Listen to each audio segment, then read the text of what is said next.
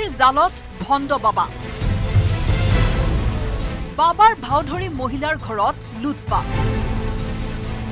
মহানগৰীৰ বেলতলাত লুটপাট চলাইছিল ভণ্ড বাবাই আৰু তাৰ পাছতে আৰক্ষীৰ জালত পৰিল ভণ্ড বাবা ভণ্ড বাবাৰ নাম চাহিদুল আলী ঘৰ হুজাই মহানগৰীৰ বেলতলাত বিনা হাজৰিকা নামৰ এগৰাকী মহিলাৰ ঘৰত লুটপাট চলাই উধাও হোৱা বাবাক সৰু পথাৰৰ পৰা গ্ৰেপ্তাৰ কৰে আৰক্ষীয়ে ভণ্ড বাবাই মহিলাগৰাকীৰ ঘৰৰ পৰা লুটি নিছিল সোণৰ গহনাসহ অন্যান্য মূল্যৱান সামগ্ৰী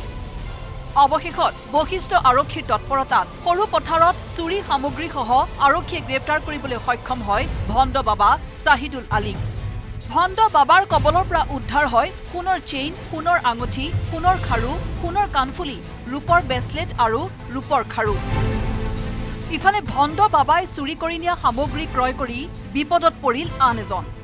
ভণ্ড বাবাই চুৰি কৰা সামগ্ৰী ক্ৰয় কৰিছিল হুজাইৰ জিতেন্দ্ৰ এইচ নামৰ লোকজনে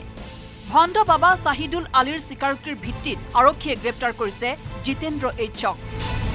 উল্লেখ্য যে ইয়াৰ পূৰ্বেও এই ভণ্ড বাবাই ৰাজ্যৰ বিভিন্ন প্ৰান্তত চলাইছে লুটপাট কেতিয়াবা ভণ্ড বাবাৰ ৰূপত কেতিয়াবা গহনা চাফচিকুণ কৰাৰ নামত চলাই আহিছিল লুটপাট কিন্তু এইবাৰ ভণ্ড বাবাৰ কপাল বেয়া আছিল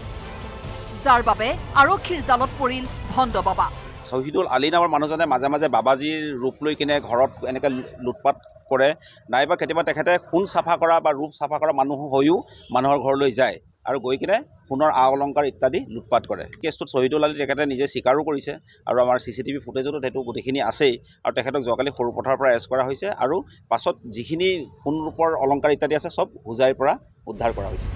বশিষ্ঠৰ পৰা উৎপল হালৈৰ report news 18 Assam North east